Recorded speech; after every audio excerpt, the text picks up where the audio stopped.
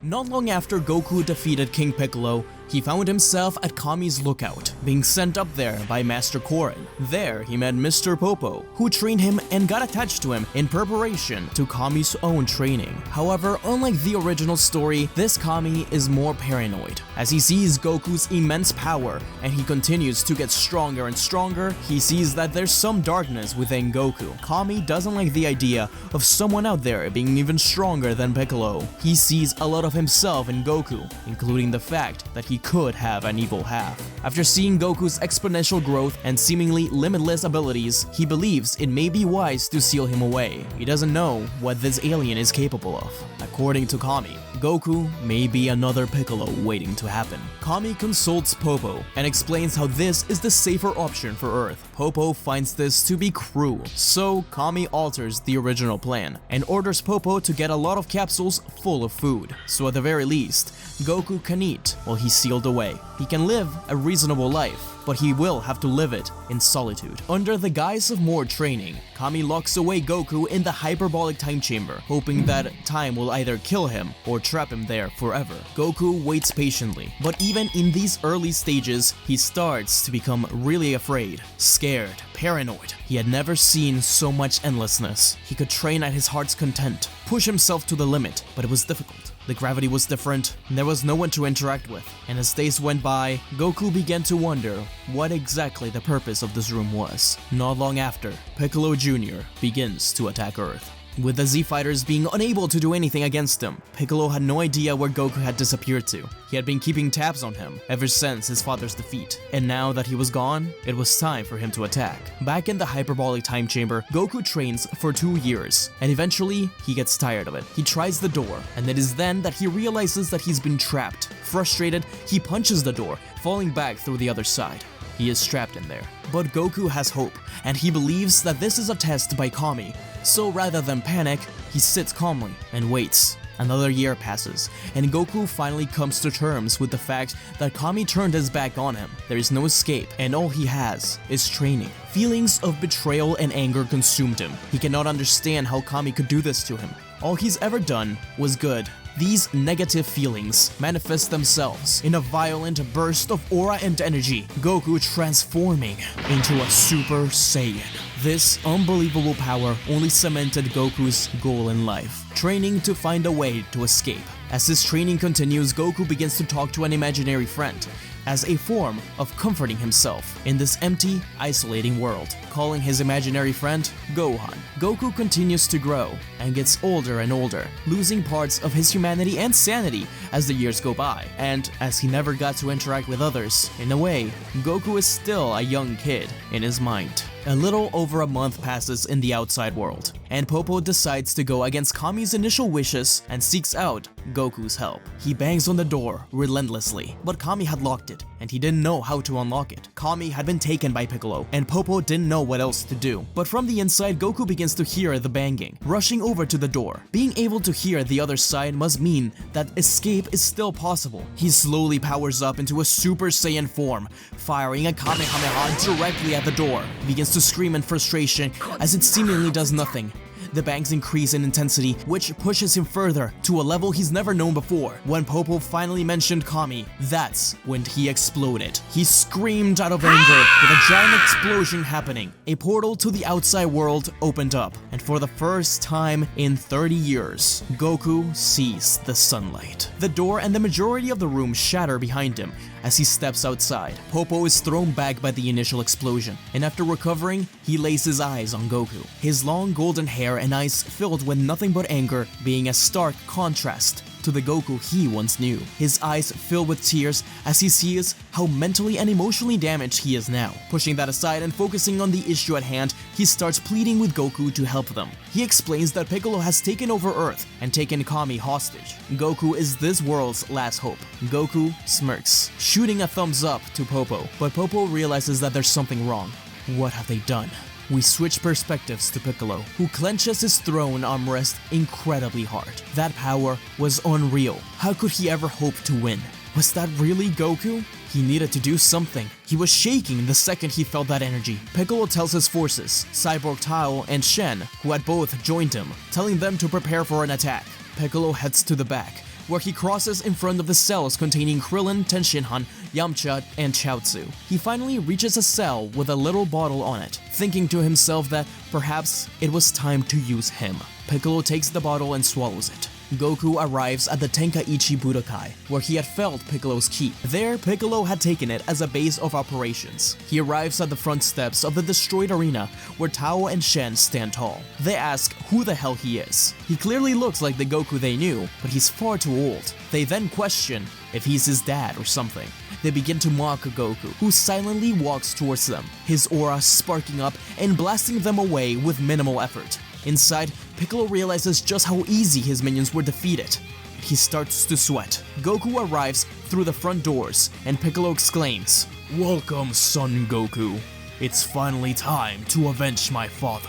Goku smirks in response, and he says, "I'm not here for you, I'm here for Kami." Goku begins to toy with Piccolo as they fight, allowing him to believe that he has the advantage. Piccolo isn't naive, however, knowing that the Saiyan is holding back against him. Insulted, he tells Goku to go all out. As he says this, just for a split second, Goku transforms into a Super Saiyan in order to dodge one of Piccolo's moves. When Piccolo turns back around, Goku has already made it inside the building. Piccolo shakes in anger, realizing that for a split second, Goku's power multiplied itself by 50 times. He thinks that Goku may actually be a threat to his reign. He decides to free all the Z Fighters as a means to try and make Goku vulnerable. They stumble out, weakened and wary. They notice Goku and begin to feel hopeful, running towards him and amongously being happy about seeing him again. Krillin runs towards his best friend, attempting to embrace him, but Tien notices how different Goku's dark energy had become. He's no longer the Goku we once knew and loved.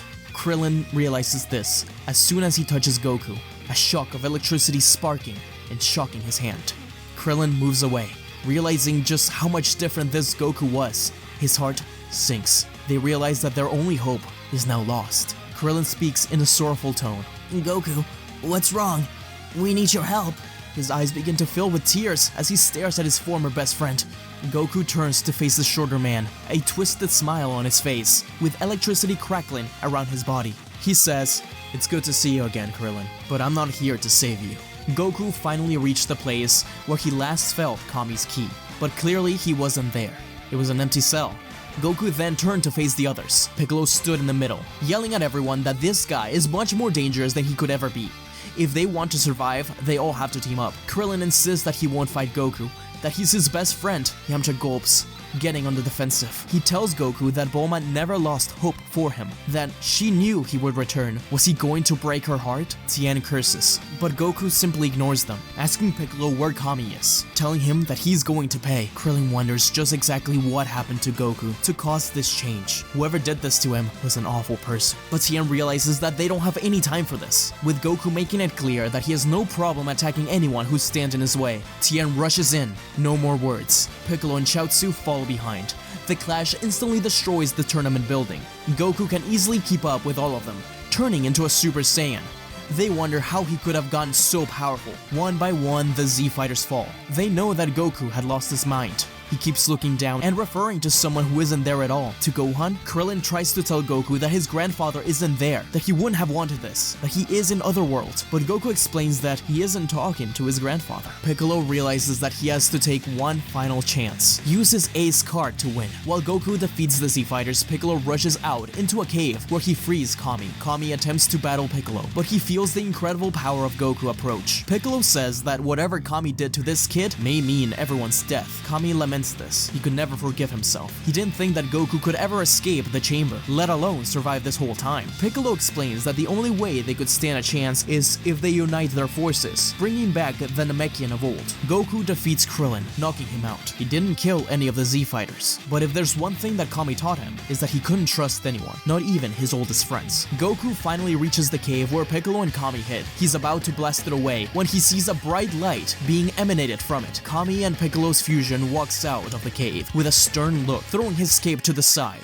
Goku smiles. Clearly, he would finally have a slight challenge. They begin to fight, with Piccolo versus Goku being fair enough. He enjoys himself, even if he does have to hold back just a tiny bit. Piccolo thinks that he may actually win the fight, and he starts to pin Goku down, throwing several blasts at him. But when Goku begins to dodge all of them, Piccolo tries something drastic, rushing in with a Hell Flash. Piccolo thinks that he may have actually won, but as the smoke dissipates, Goku is seen intact. Not only had he tanked the blast, but he had also changed. His hair was now spikier, and electricity flowed around him. He was a Super Saiyan 2. Just how far had his powers grown in the chamber? Piccolo's eyes widen. He didn't know that Goku had power beyond his original transformation. The Saiyan smirks, telling Kami that he had waited for this for a long time, that he had been betrayed, and that he couldn't forgive him for that. He wasn't a bad guy. He wasn't going to take over Earth or anything like that, but he would use it as his training grounds. That's all he cared about. Training. Piccolo, speaking for Kami, says that he does regret doing that, and without another word,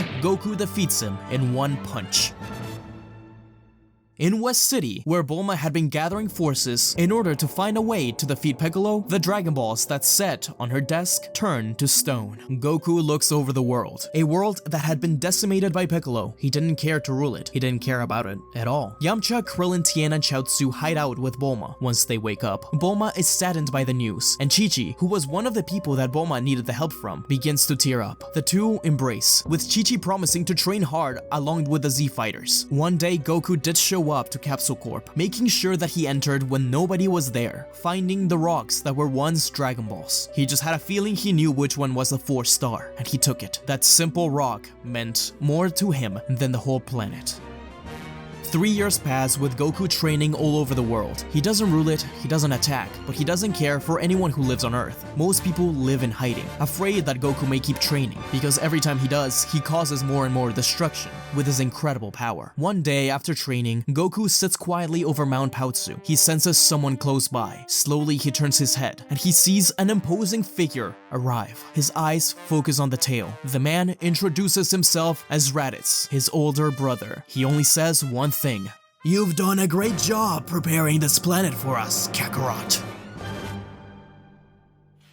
Raditz approaches his younger brother, putting a hand on his shoulder. He was surprised to see him in this state. It was clear that he had a hard-fought battle, and although Raditz wasn't keen of any weaklings, part of him was happy to see his brother again. But as Kakarot turned his face, Raditz realized just how older he looked. Goku tilts his head, and he wonders what he means by Kakarot. Raditz smiles, noticing his brother's dumbfounded expression. Raditz takes a note of Kakarot's lack of tail, which means that he must have had a difficult time on Earth. Raditz goes on to explain just who he is and what they are. He is happy to see the planet decimated the way it is, but he may have gone a little too hard on it. With the way it looks now, they may have a harder time selling it. He also wonders why there seems to be some power levels running around unchecked. Goku ignores everything but the part about the Saiyans, shocked by the revelation, but you wouldn't know it by the look on his face. So, this was his brother. During his time in the time chamber, he had a lot of time to think, and he certainly thought about where he came from. Once he slowly started to lose his mind, he began to have some dreams about a woman and a man placing him in a space pod. Was that not a dream? Raditz explains that 4 Saiyans remain, including the 2 of them. They are ready to welcome him back to the squad. He is, however, curious about just how strong he's gotten over the years. He seems rugged, old, even older than his father did when he passed away. That was the face of a warrior, alright. Goku smirks. Perhaps this guy will be an even bigger challenge than Piccolo. He has to start slow if he wants to check it out.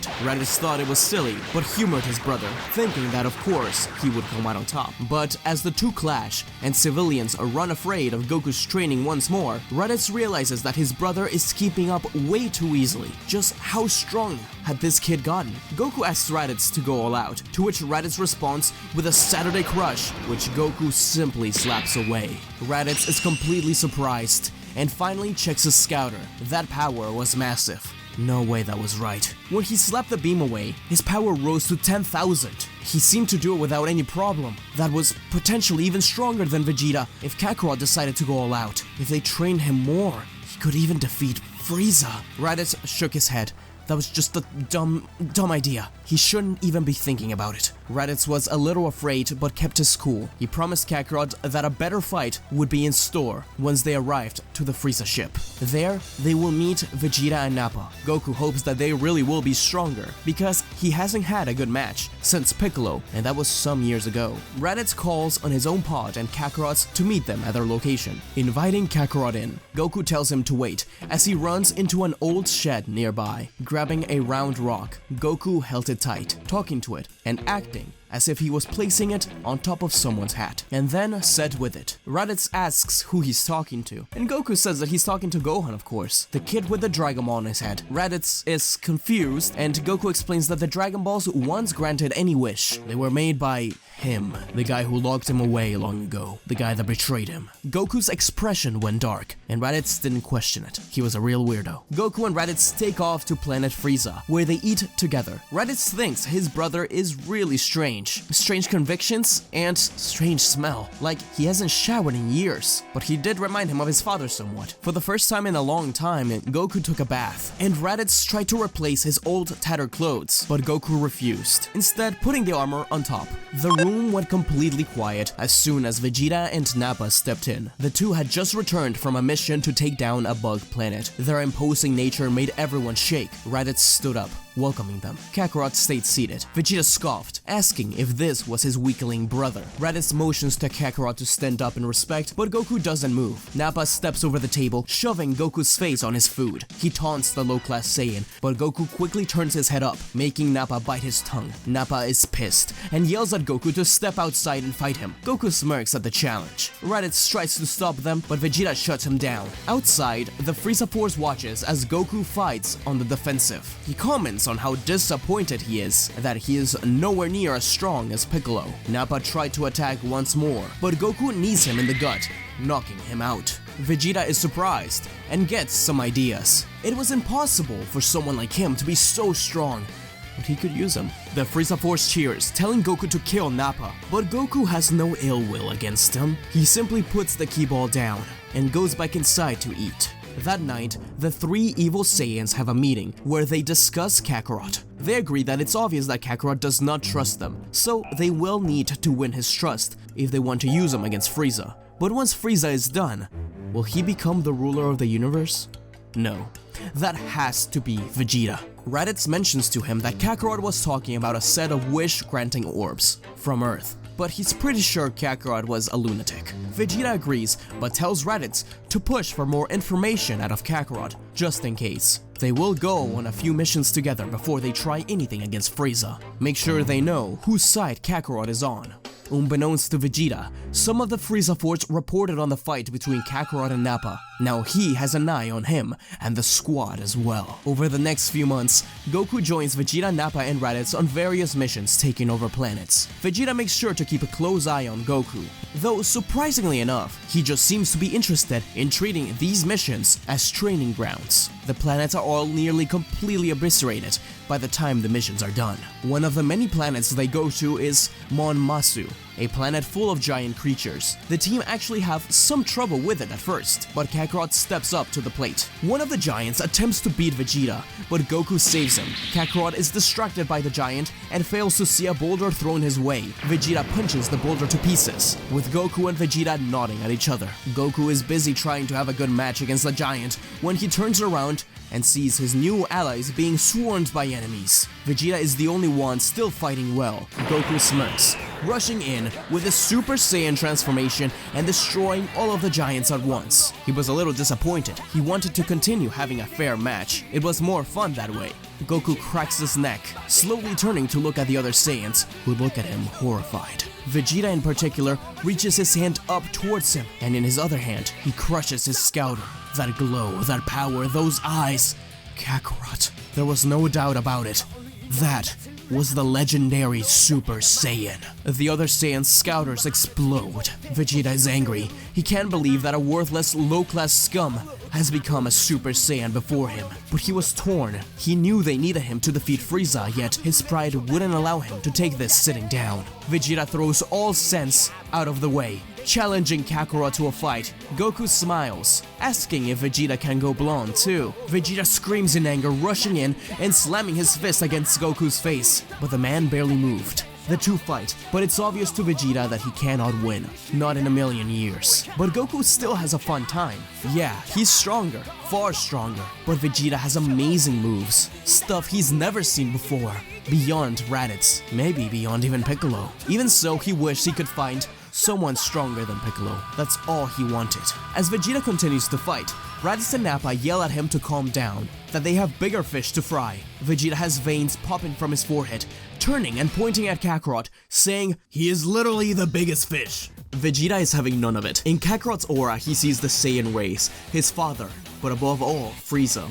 He was supposed to be the one to defeat him and become a Super Saiyan, not some low-class trash. He had to win. In that, Vegeta made a desperate move and launched an artificial moon to the sky. Nappa and Raditz asked what the hell, trying to avoid looking at it, but soon losing control as the Ozaru was awoken. Now Goku stood in front of 3 great apes. He smirked. So, that's what the nightmares about the monkey were about. That must mean that he was the one to kill his grandfather. Vegeta was the only one of the 3 to still be in control of himself, and he laughed loudly. He told Kakarot that even as a Super Saiyan, there is no way that a low-class Saiyan is stronger than 3 Ozaru, let alone Frieza. Goku was excited. Maybe this would finally be the real match. Goku got in his battle stance as Nappa, Vegeta, and Raditz jumped into the scene. Goku had to admit, even though he had the ability to go beyond and defeat the Ozaru, they were actually giving him a hard time. He was not used to fighting giant creatures, especially not 3 at once. Goku flew up to the sky as he was followed by 3 separate mouth beams from the 3 Ozaru. He punched and kicked the beams out of the way, firing his own Kamehameha. As the smoke cleared, Goku ran in between the Ozaru's legs, grabbing onto Raditz's tail and throwing him into the other 2. They were knocked down like bowling pins, as Raditz's tail came off.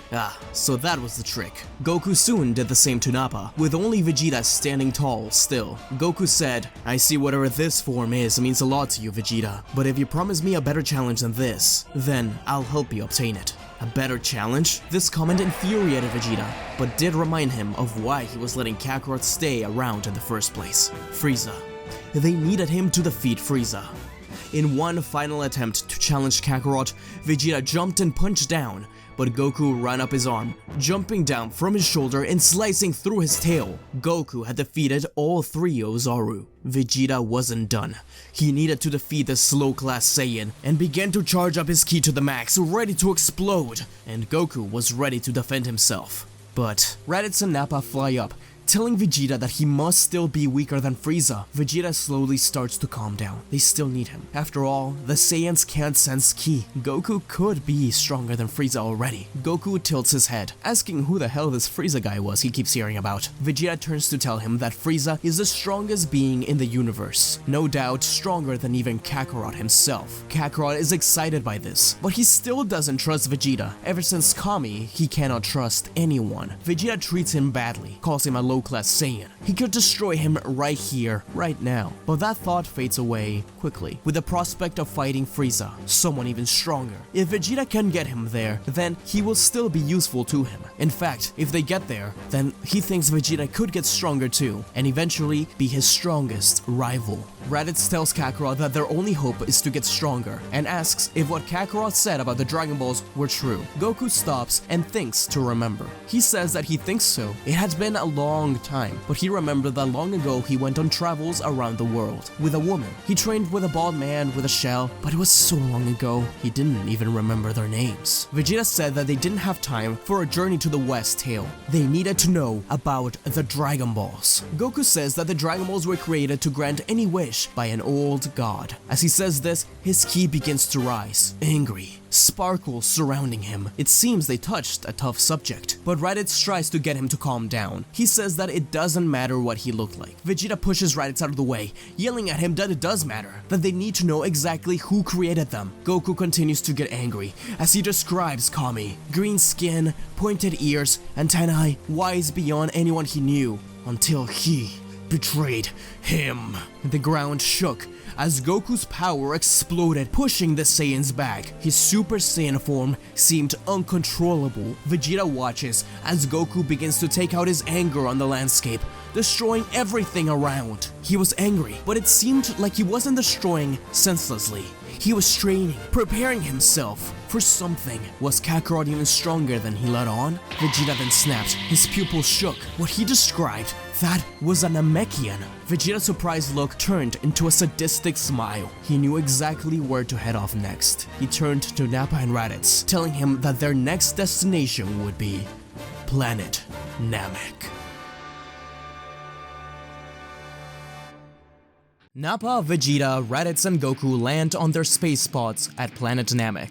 The peaceful civilization lives their quiet lives without a care in the world, but that was all about to change. Kakarot hated traveling on those pods. He always felt claustrophobic, reminded him of the chamber. Endless space, yet so constricted. Vegeta had asked why Kakarot looked so much older than them, even though he was only 3 years younger. Raditz wasn't sure. He thought maybe that Piccolo guy had something to do with it. He keeps talking about him, but that couldn't be it. There had to be a reason why he was so distrusting of everyone. He wouldn't even let doctors place him in a healing tank. Goku looked around, sensing ki. There was so much energy. The plants, the people, they were clearly strong in it. He noticed that Nappa and the others were wandering aimlessly. Their scouters were destroyed when he turned blonde last time, and they said they couldn't risk getting new ones. He realized that the other Saiyans couldn't sense ki. Goku focused and headed towards the largest congregation of ki he could find, a small Namekian village. Vegeta and the others didn't know how Kakarot found it so quickly, but once they arrived, Vegeta stood tall in front of the Namekians. The old man, Murray, walked out of his home to greet them. At the sight of the Namekians, Goku's heart began to beat fast. The thought of Kami, the time chamber, and being betrayed just surged through his mind. Vegeta threatened Murray and the rest of the village, but they just wouldn't comply with their demands. Vegeta was going to enjoy torturing them. He points his hand directly at a child, Dende.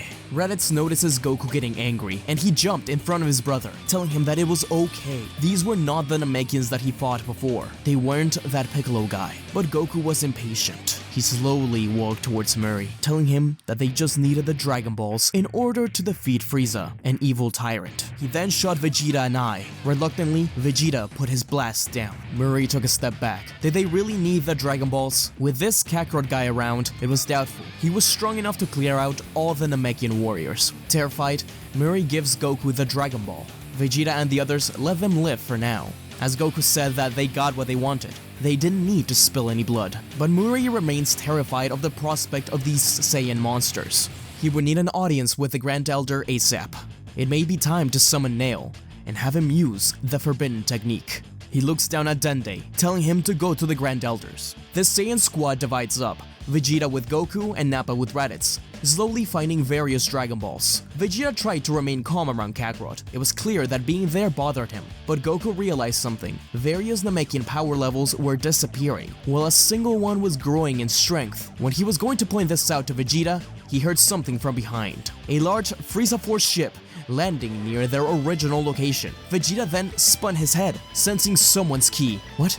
He sensed ki? Kakarot must have started to rub off on him. Vegeta fired a blast, and a small scream was heard. The blast just barely missed Dende's feet. The small Namekian panted. Vegeta didn't have time for this. Grabbing the child and putting him in a chokehold, he asked where the next Dragon Ball was. But Goku wasn't putting up with this, yelling at Vegeta to put him down. Vegeta asked who the hell he was to order him around, but before he knew it, Kakarot was already flying off with Dende. How the hell? Dende explained that he was heading off from Guru's place after having warned him about the Saiyans. There was something different about Goku. He had stopped Vegeta from killing his village, and he didn't seem interested in power. Inside his mind, Dende heard the voice of the Grand Elder, reminding him to bring Goku to him. Right, that's why he was following them. Goku looked at Dende with a sad smile. The child reminded him of, well, Goku took out the stone Dragon Ball from his pocket, looking at it for just a second. Eventually, they reached Guru's home. Goku entered the house where Guru welcomed him. He explained that he knew what he was there for, and that he could take the Dragon Ball under one condition: to let Guru read his mind. Guru has sensed Goku since he arrived on the planet, and was intrigued by him. Goku accepted, and Guru read his mind. As his memories flushed into Guru's head, the Namekian shed a tear. So, that's what made him this way. Years and years of loneliness, in the middle of emptiness. It was enough to make any man go crazy. A shock of electricity made Guru remove his hand. Guru turned to say to Goku, You poor child, to have been lost and alone for so long by the hand of someone you trusted, no less. What keeps you going? Dunno. Fighting, I guess. It's the only thing I have. Well, Son Goku, I need to tell you that I think there are others out there that still care about you. I hope that you find it in your heart to eventually forgive Kami, and know that not all of us fear you. You're still just a boy trapped in a body with immense power. Goku stayed quiet for a second, and without anything else to say, takes the Dragon Ball and returns to Vegeta, while Dende stayed with Guru. Vegeta asks him what the hell that was. Goku explained that it didn't matter. What matters now is that they got another Dragon Ball. Vegeta cursed out loud, telling Kakarot that they have to hurry and find the last few Dragon Balls. But Kakarot ignored him, flying over to Frieza's ship. At the doorstep of the ship, he stands with a smirk, walking proudly. He was finally going to have a true challenge. At least he hoped so.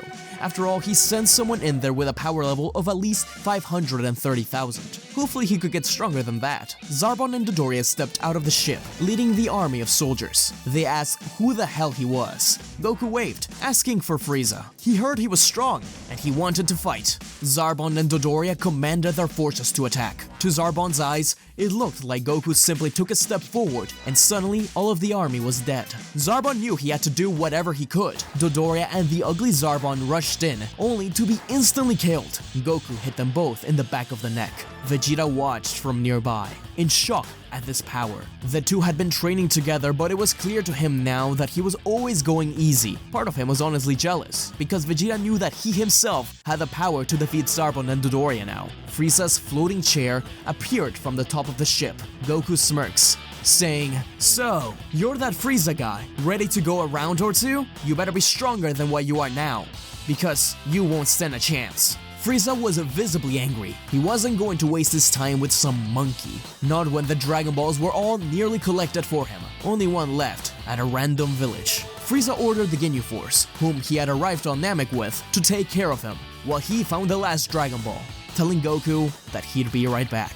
Goku wonders how strong these guys are. He actually joins in the rock, paper, scissors with them, but insists that they all attack at once. The Ginyu Force is insulted, but does so. They are surprised to see that Goku can easily keep up with all of them. Even Ginyu doesn't stand a chance. Ginyu knows there's only one thing to do. Goku is far too cocky, and though the Ginyu Force is really annoyed at the fact that they are being toyed with, they notice that he fights like a child. Ginyu is tired of it, yelling, "Your body is mine! Body change!" Goku hears this and instantly grabs onto Jaice, only to use him as a body shield. Ginyu is angry now that he's in Jaice's body. He isn't going to give up, using body change again. This time Goku throws Goldo at the change. This goes on for a bit, with Ginyu trying to catch up to Goku by jumping from body to body. As this went on, Raditz, Nappa, Vegeta, and Frieza all arrived back.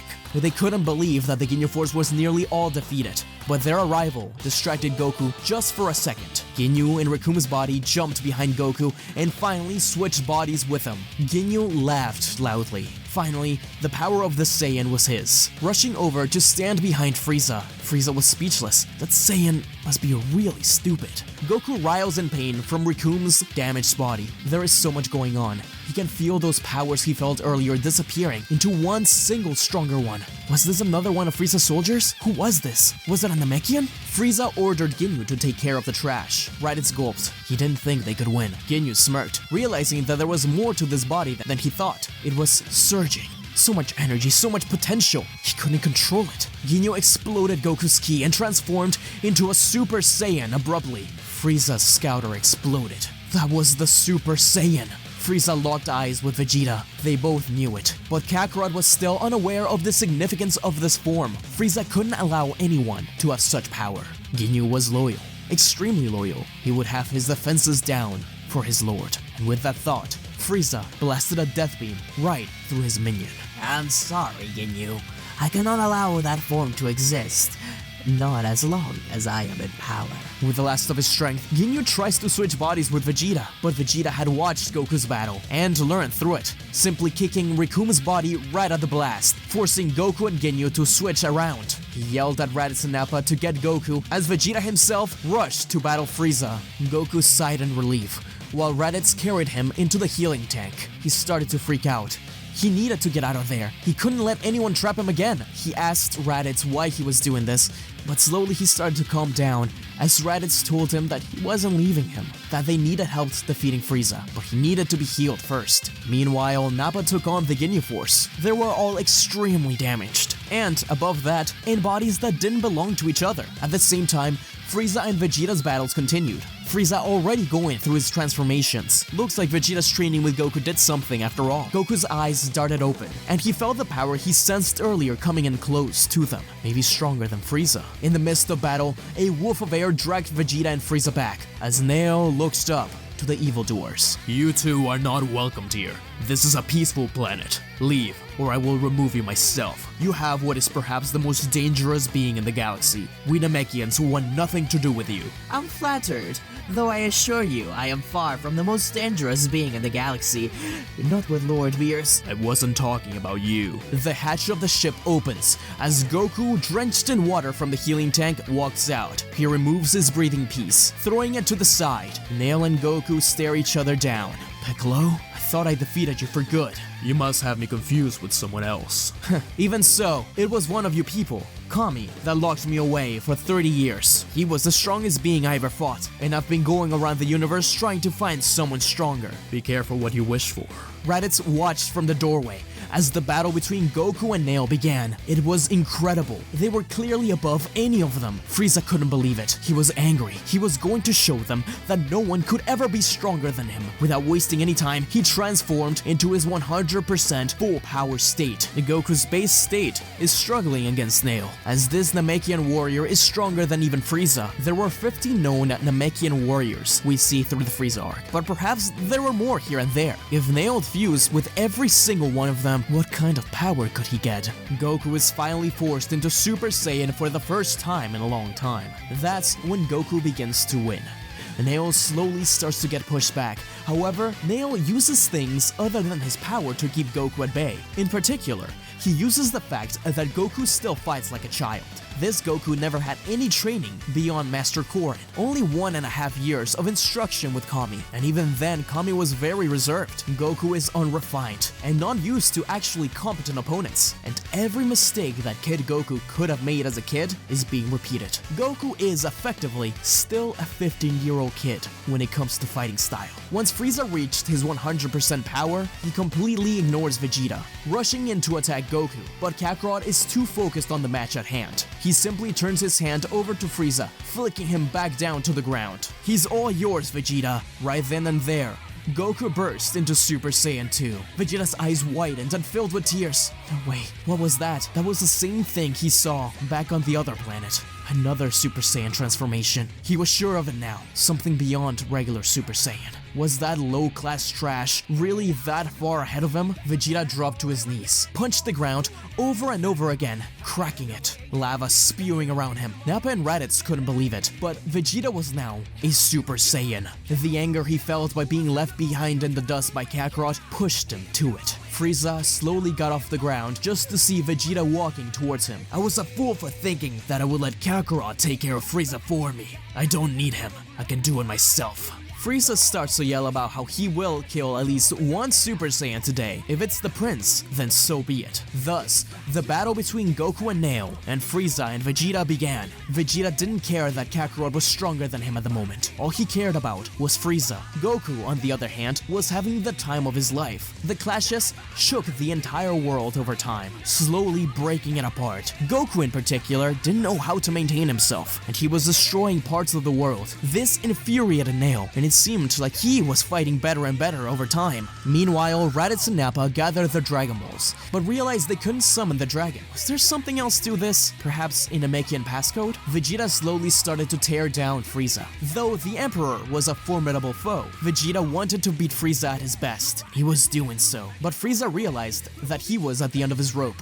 Neo looked around him. His planet was being incinerated. Goku and Neo looked on. Neo couldn't stand to watch this. He rushed off to try and summon the dragon, but Goku wouldn't allow him to leave without finishing their match. They were having so much fun. Vegeta didn't care about the planet, even if it was about to explode. He knew he had already won against Frieza, but as he was about to finish him off, Frieza spoke up. Wait, Vegeta. Don't you see? Don't you sense him? I may not be able to sense his power, but I know you spent enough time with him to realize that there's a bigger threat in the universe than I am. What will you accomplish by killing me if he's still around, representing a threat to you? I may not be able to defeat him alone, but together. Vegeta cursed under his breath. Frieza was right. He could sense Kakarot's ki. Could they defeat him together? Reluctantly, Vegeta gave a hand to Frieza. In the meantime, Neo begins to explain to Goku that they can't allow his planet to explode. If he lets him use the Dragon Balls to bring it back to its former glory, then the match will continue. Goku thought about it. He wasn't heartless. He wasn't like Kami. But Goku's thought process was interrupted by a death beam through the arm. Frieza had appeared with Vegeta, and Goku was angry. This attack caused him to explode his ki and sent Nail flying back. Nail cursed. He wouldn't be able to get to the Dragon Balls this way. He looked over to Vegeta and Frieza. He'd have to fight alongside those bastards to get rid of them all. The three of them rushed in, but it seemed like Goku was out of control. It seemed like Goku kept his true strength and speed hidden. For what? For the thrill of battle? It seemed ridiculous. Goku was simply toying with them before. Now he was actively trying to defeat them. Frieza was the first to go down, then Vegeta, and finally Nail. The three stared at Goku, who told them that it was over. Clearly, the challenge he was looking for was not there. He was going to leave Namek.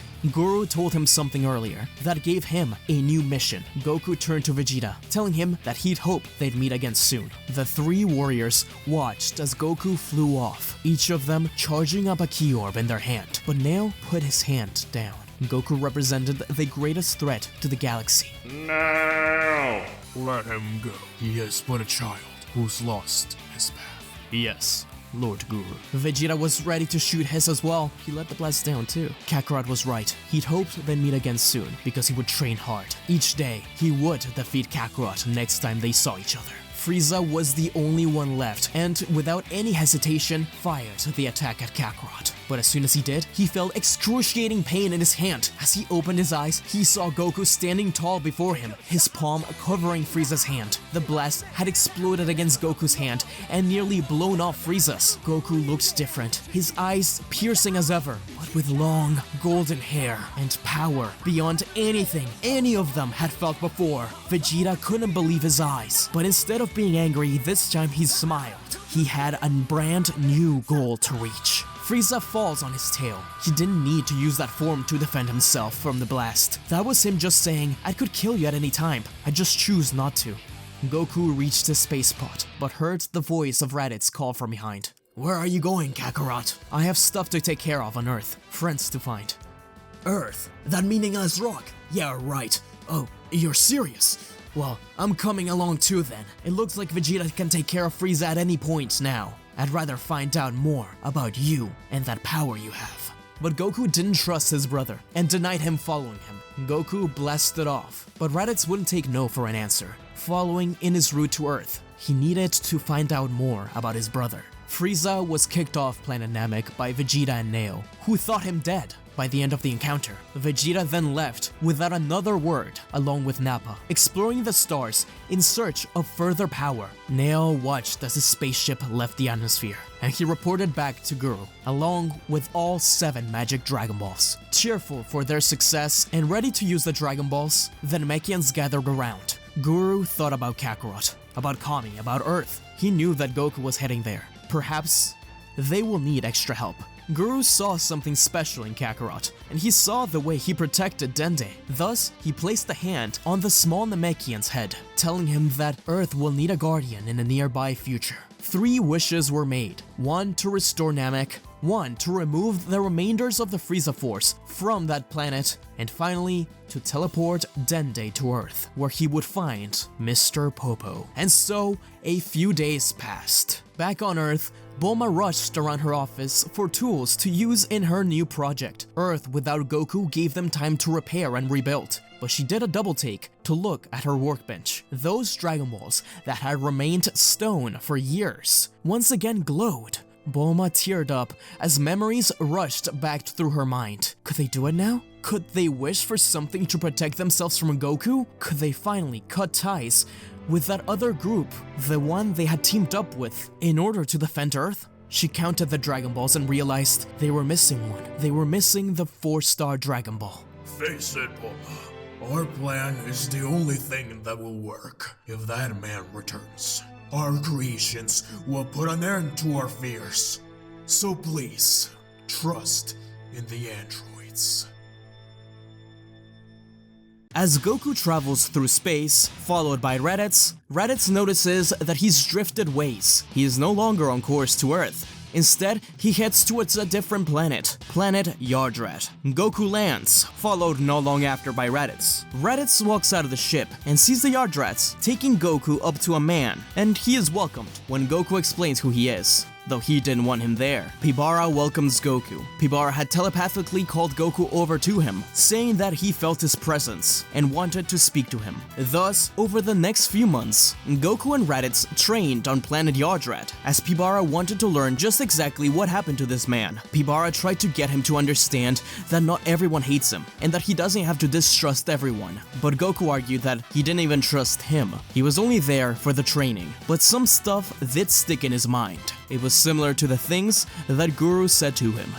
A figure approaches the lookout, Krillin. He's tired and confused. The old cat told him where he would find out more about Goku. He never knew a place like this existed. Popo appears from the shadows, trying to fight him off, but Dende stops the fight, telling Krillin that he had been waiting for him. Dende explains who he is, that he met Goku, and he was sent there by Guru. Krillin asks what the hell happened to Goku. Dende has been trying to figure it out too, and Popo finally gives in. He didn't want to betray Kami's memory. Popo tells them that Goku was locked away by Kami, who was scared of him becoming another Piccolo. Krillin curses Kami. He couldn't believe it. They fought alongside that guy to try and stop Piccolo, but this told Krillin what he already knew. All of this wasn't Goku's fault. Krillin had been searching all over the world for answers, and now he finally had them. But he still wants to further understand Goku, and asks Popo for the chamber. Popo says that he was able to reset it and open it some time ago, and welcomes Krillin in. Krillin tries to stay there for 30 years in order to understand his best friend, but he doesn't make it past 1. Krillin tears up at the thought of his best friend being trapped in there for so long. Krillin comes out and tells Dende that the Earth's forces have been preparing for an attack by Goku for some time. Dende tells him that being cautious is good, but that they shouldn't attack Goku. They need to talk. He prepared the Dragon Balls in case something went wrong, but Krillin says that one of the Dragon Balls has been missing. This shocks Dende, and finally realizes that the last Dragon Ball must have been the rock that Goku was carrying with him. This did complicate things. He tells Krillin to tell Bulma and the others to hold off on their defenses. Krillin agrees. Bulma is happy to hear that the Goku they knew may still be in there somewhere, but Dr. Gero intervenes and tells her that they can't risk the whole world just on the word of some green kid. Krillin turns to Yamcha, Tien, and Chaozu, but they all agree with Gero. Though Tien had been the only one to undergo the cybernetic treatment that Dr. Gero wanted them all to go through. He's the one that was most terrified of what Goku could do to Earth. One night, while Bulma is working on things, she pulls out her gun at the sound of someone sneaking up on her. She doesn't recognize the man, but he tells her not to worry. He's just there to tell her that his mother only ever had one regret, and that was not helping her best friend. He told Bulma to hold off on the attack against Goku, and to give him this bottle of medicine when he arrived. The future depended on her. They couldn't trust Dr. Gero. Bulma is confused and doesn't get any time for questions as the man disappears, but she keeps this in mind. Sometime later, Vegeta and Appa arrive on Earth. They are confronted by the Z-Fighters, who ask what the hell they're there for. Vegeta says, Kakarot, or who they call Goku. Bulma steps up, asking what they know about him. Vegeta says that not much. That's what they're here to find out. If they let him be there, he will leave the planet intact. He just wants to find out how he got so powerful. Bulma makes a counter deal. If he tells her anything they have on Goku, then they can stay at her place. And thus, some time passes. Bulma's Dragon Radar begins to beep. The Dragon Ball has entered the Earth's atmosphere. Krillin tries to stop them, but Gero marches forward. Tien, Chaozu, Yamcha, 19, Chi-Chi, and a reluctant Krillin. Bulma felt it in her heart. Goku was back. Two pods crashed down on Earth. Goku arrives with Raditz after his time on Yardrat. Raditz says, "What a warm welcome." Goku sees as everyone lines up in front of him. All he wanted to do was talk to them. He already felt betrayed. Goku tries to tell them that he's not here to fight, but Gero interrupts Bulma from saying anything, as he says that they know he's here to basically destroy Earth again, and they're not going to allow that. And Goku already thinks there's no way of reasoning with them, and he gets on a battle stance. He still isn't the one to attack first. Raditz was insulted, and he was already firing a blast at him. To his surprise, however, Android 19 steps in the way and absorbs the blast. Everyone rushes forward. Only Krillin and Chi-Chi stay behind, but only for a few seconds. They see no alternative. They have to protect Earth. That's what they promised each other they would do. But even with all these fighters, they're not enough to stack up against Goku, though Raditz is having a harder time. Android 19 starts to absorb Goku's energy, along with Tenshinhan, but Goku recognizes what's going on and powers up into a Super Saiyan, pushing the two of them back. Goku's about to rush in and attack Tien, but this time, he hesitates. He looks to his left, to Android 19, and chooses him as a target instead, firing a ginormous Kamehameha. Android 19 absorbs it, but Goku teleports behind him, grabbing him by the back of the head and slamming him against the ground. At point-blank range, he fires one final attack, destroying the android. Everyone was terrified. Android 19 was very powerful. They didn't think Goku would be able to win against him. Raditz scuffed off himself, telling them to give up, but Goku glances over at him and stays quiet. As Gero curses, Bulma shakes. Goku really is a monster, but they all start to sense a powerful key presence overhead. Looking back to see a giant ship arrive on Earth, Tien can't believe it, but he thinks that Goku brought along more friends to take over Earth. He knew it. He knew Goku couldn't be trusted again. They did the right thing by trusting Dr. Gero. Chi-Chi pleads with Goku, asking him if this is true, but Goku shakes his head, saying no, this guy is truly evil. Not like him. Chi-Chi wonders what he means, and Goku takes a second to do a double take. He recognized that woman. It had been over 40 years, but she looked very familiar. It wasn't time for that though, and he looked back at the ship. Mecha Frieza and King Cold step out of the spaceship. Goku tells Raditz to stay out of this one, as Frieza declares himself as victor already. His cybernetic enhancements have made him strong enough to defeat Goku, but he smirks, saying that these guys, pointing back at his friends, are already on their way to surpassing Frieza. Frieza is about to launch a death ball towards the planet, attempting to destroy it, but Goku smirks. He didn't need to transform beyond Super Saiyan to take care of this, simply slamming his head against the death ball. This was enough to push it back against Frieza and King Cold. The death ball, along with King Cold and Mecha Frieza, were sent up and exploded. That only took a few seconds. None of them could believe it. Frieza had an incredible power level, and Goku took care of him so easily. Yamcha started to shake. They should have trusted Gero more. They should have allowed themselves to become androids. They should have allowed him to experiment on those people he found. But Bulma had been against it. Bulma and Krillin believed in Goku. Now it's all over. But Krillin saw it a different way. Krillin cheered and rushed over to Goku, hugging him, telling him thank you for saving them. Goku had just defended Earth for the first time in a long time. This changes everyone's attitude, even Yamcha and Tien. They all hug him, but Goku pushes them off. He says that he still doesn't trust them, that they betrayed him too, but that he's here to tie some loose ends. Bulma argued that they were just defending themselves. They didn't know what to do. She apologizes, handing him something, the heart medicine.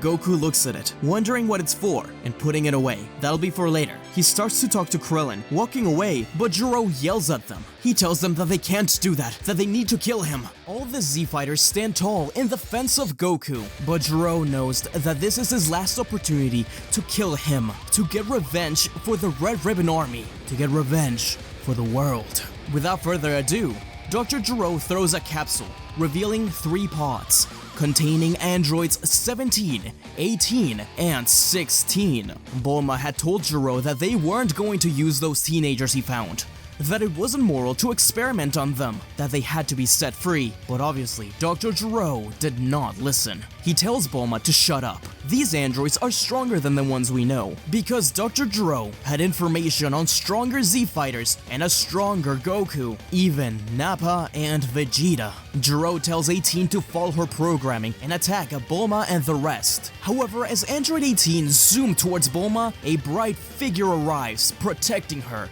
blocking the attack.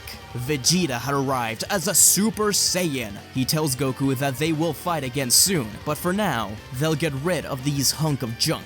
He always disliked that Dr. Gero. Part of Goku was really excited to see Vegeta turn into a Super Saiyan. As he predicted, he would be his strongest foe yet. He still hasn't reached him, but he has faith in him. Android 18 versus Vegeta happen, while 16 and 17 fight against Goku. Though it's clear that Android 17 isn't really getting into the fight. Android 16, on the other hand, is really following his programming to the T. He fights hard against Goku, but the Saiyan soon gets tired of it, pushing both of the androids out of the way as a Super Saiyan 2. He tells them that he's tired of this, that he came here to talk, and that though they are some of the strongest guys he's fought yet, he didn't come here for a fight. This shocks everyone. Goku wasn't one to deny a good fight before, but he was obviously getting annoyed. He turns to Krillin to tell him that he knows where to find him. Placing 2 hands on his forehead, Goku teleports away. Dr. Gero keeps yelling at the androids to go after him, but the androids have no idea where he went. Vegeta says that their fight's against him now, but the androids scoff and walk away. As Gero keeps yelling at them, Android 18 fires a blast at him, killing him. All of the Z fighters are in shock. A lot just happened in a very quick span of time. Bulma wonders why that mysterious kid that was from the future, if that was true, didn't warn her about the androids. Raditz walks up to Vegeta to ask him what's going on, where Nappa is, but Vegeta turns to him, telling him that he needs to train more. Vegeta tries to follow the androids, but he is stopped dead in his tracks. He couldn't believe it. There was a power level that seemed similar to Goku's, but it wasn't him. The androids do their usual stick of finding a car and traveling around in search of Goku. Meanwhile, Vegeta and Raditz decide to stick with the Z fighters, traveling towards the lookout as Krillin directed them. They obviously needed to take care of the androids, but they weren't powerful enough to take them on yet. Maybe this time they had to rely on Goku. Plus, they need to rest. They're very hurt from the battles. Vegeta thought he'd be stronger than he is. He needs to keep going. Meanwhile, at the lookout, Goku teleports right in front of Nappa, watering plants. Nappa is surprised to see him there, trying to hide the fact that he was gardening, but Goku ignores him. Walking up to Dende. Dende had previously confronted Vegeta and Nappa when they arrived on Earth, making sure they weren't up to no good. Vegeta tried to get anything he could out of Dende. He didn't think he'd ever cross paths with that kid again, but he was less interested in finding out how Goku but he slowly got less interested in how Goku got stronger, as Bulma had built him a gravity chamber, and he trained on the daily there. Dende never trusted them with the information about the hyperbolic time chamber. They never found out about it. He asks what he's doing there. Dende explains that Guru teleported him there a little bit before he passed away. He believed in Goku and thought that he may need some help. Thus, Dende's the new guardian. Goku doesn't like this. That word, guardian, it didn't mean anything to him. The last guy that promised to guard anything placed him in a time chamber for 30 years. He tried to keep his distance from Dende, and Dende noticed this. He seemed upset, but he says that a friend is here to meet him. Out of the lookout door, Trunks steps out, having just used the hyperbolic time chamber. Goku doesn't know who this kid is, but Trunks soon explains. In his future, Bulma and Gero attacks Goku, and Goku felt betrayed, similarly to in this timeline. However, in that timeline, neither Bulma nor Krillin believed in him. The betrayed Goku simply destroyed the androids, defeated the Z fighters, and once again resumed his life of training. One day, he started to feel weak and pained. He thought he was lacking in training, and he started to just do it harder and harder, nearly destroying all of Earth, except for Mount Pautsu for some reason. But as Bulma would soon find out, it wasn't that he was getting weaker. His body was invaded by a heart virus, and Goku knew that his days were counted. He trained his hardest before death, and Earth paid the cost. Peace had returned, but Bulma never shook the feeling that she could have done more. She regretted not saving her friend. If she just had done a little bit more, been a little bit more compassionate, perhaps Goku and Earth would have been saved. She made a time machine and sent Trunks there. So, Trunks introduced himself as the son of Vegeta. Goku smirked. He wanted to fight this kid. He was clearly powerful, and Trunks is up to the challenge. He does want to test just how powerful this guy was, but as soon as the battle's about to begin, Goku senses something incredible. Was that Kami he just felt? Or was it Piccolo? Krillin, Yamcha, Tien, Vegeta, Nappa, they're in one place together. He looks back at Nappa. Why was he feeling his power level somewhere else too? Not only that, but that was the strongest ki he had felt in a long time, and he's sure that he could give the androids a run for his money. Without saying anything to Trunks, he rushes over to that power level. Nappa followed them as well. There, he finds a powerful being named Cell.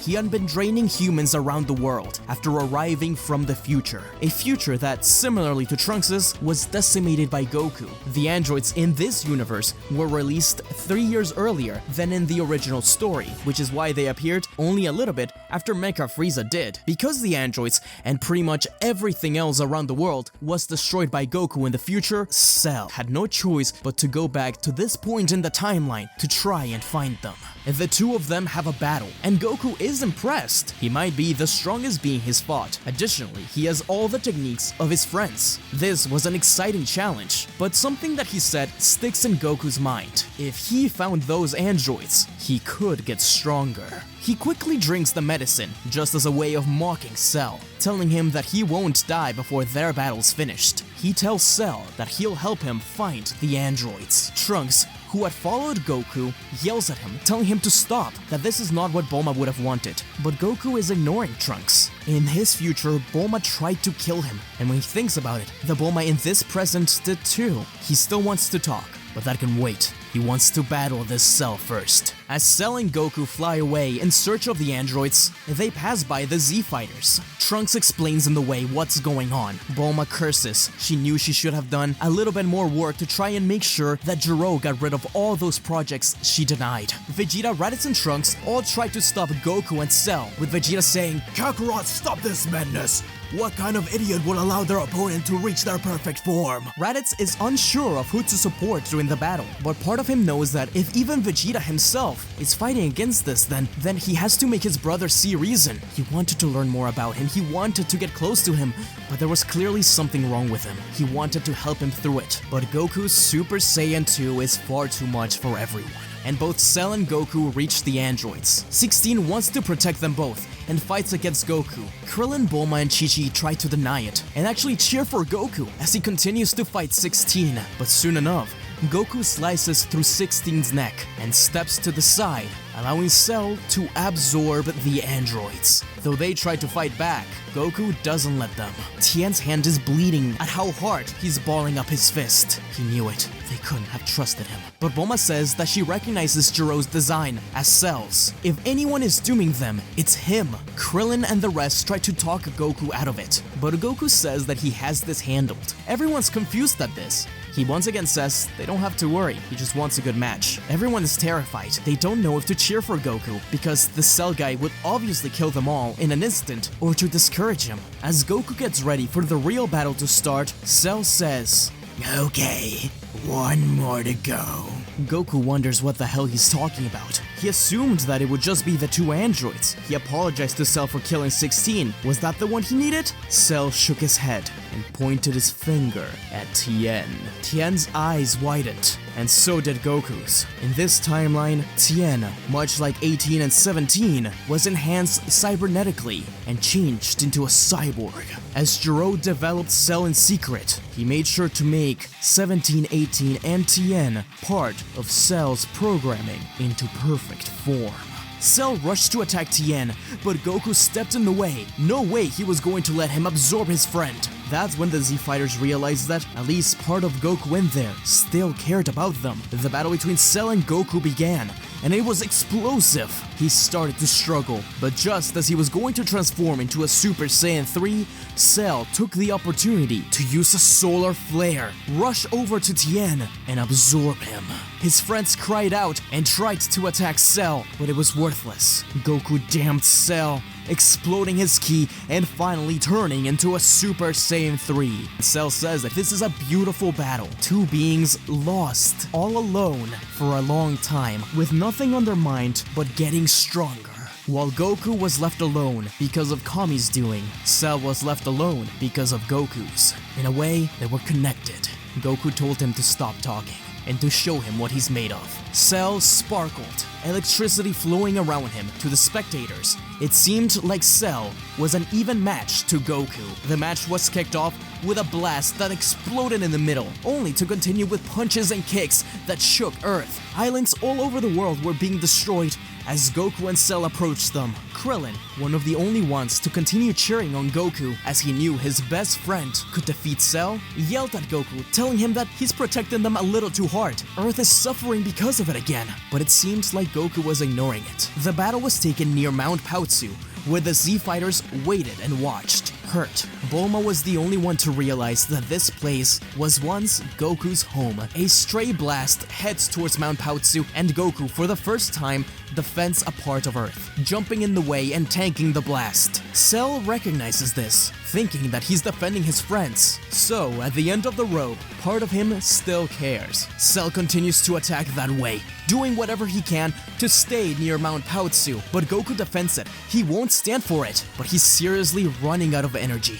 This is the first time Goku has had an equal match, and he doesn't know if he can win. All of the area around Mount Paozu is destroyed, only the house up top remaining, along with his friends. Goku's panting. All of the Z fighters, even the ones who were afraid of Goku, start to tear up. They don't like seeing their friend like this. Cell charges a Kamehameha. Say goodbye, Son Goku, to your friends and this planet. But with the last bit of his strength, Goku retaliates with his own Kamehameha. The beams clash, and it appears like Cell's blast is going to overtake Goku's for a second. But Goku hears Grandpa Gohan's voice. He tells him to protect their home, to protect Earth, and to protect his friends. A vision of Grandpa Gohan appears behind Goku, telling him to give it all he's got, no holding back. Grandpa Gohan supports Goku with his own Kamehameha, and Goku's little imaginary Gohan friend fires his own, thanking him for everything. Bulma tilts her head, asking Goku who the hell he's talking to. Everyone thinks that Goku's lost his mind again. Perhaps these visions aren't real either. Even Goku himself recognizes this at this point, but Goku triumphantly states, "I won't let you destroy my home.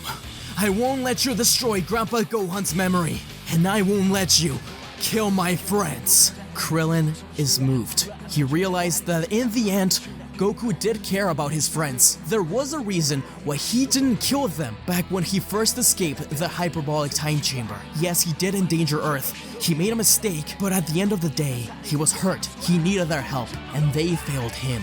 He rushed behind Cell to attack him. It wasn't enough, and Krillin encourages everyone to help.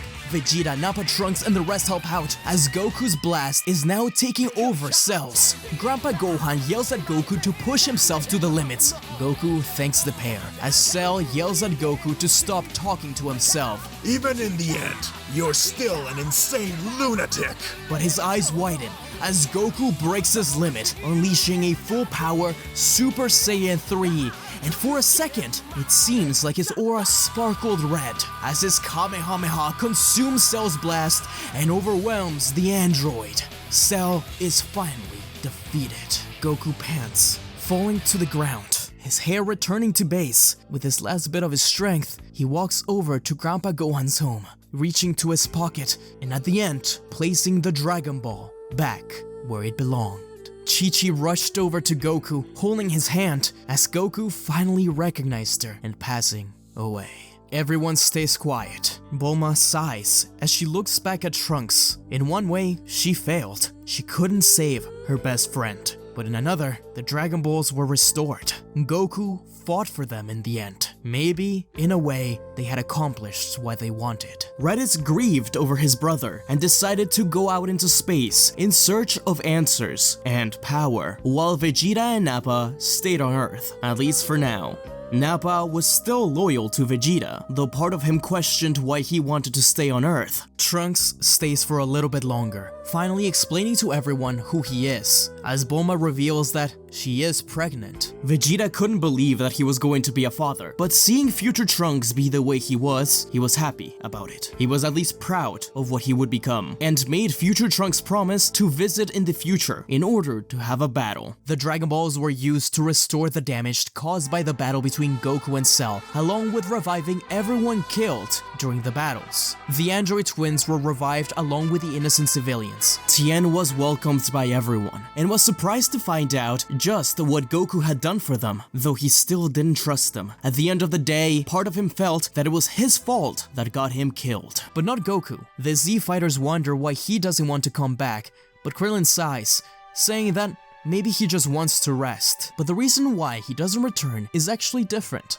In other world, Goku is at the check-in station, where King Yama wonders what to do with him. He has the most mixed record of anyone he's ever encountered. A figure appears behind Goku, telling King Yama that he could be rehabilitated. Goku slowly turns around to see Grandpa Gohan. He runs over to him, hugging him and crying. Old Gohan says, Oh, Goku, you've been through so much, haven't you? But it's good to see you again.